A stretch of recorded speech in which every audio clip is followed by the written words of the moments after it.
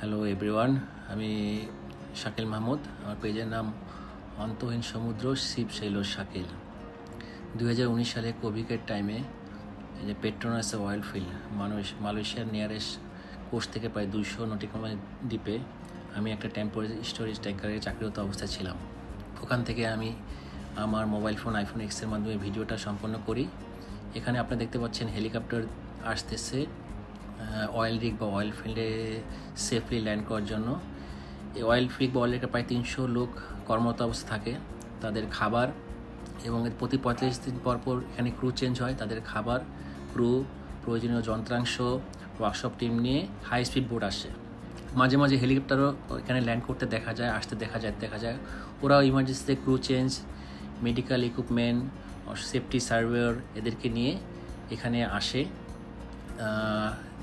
প্রায় দেখা যায় এই কাজগুলো নিয়মিত এরা করে থাকে। এই অয়েল ফিল্ডের কাজ হলো অয়েল মাটির নিচ থেকে তেল, এগুলোকে বলা হয় কালো তেল বা ক্রুড অয়েল উত্তোলন করা। বাট তাদের স্টোরেজ বা ধারণ ক্ষমতা নেই। আপনারা পাশে দেখতে পাচ্ছেন একটা স্টোরেজ ট্যাঙ্কার, এটার সাথে বাঁধা।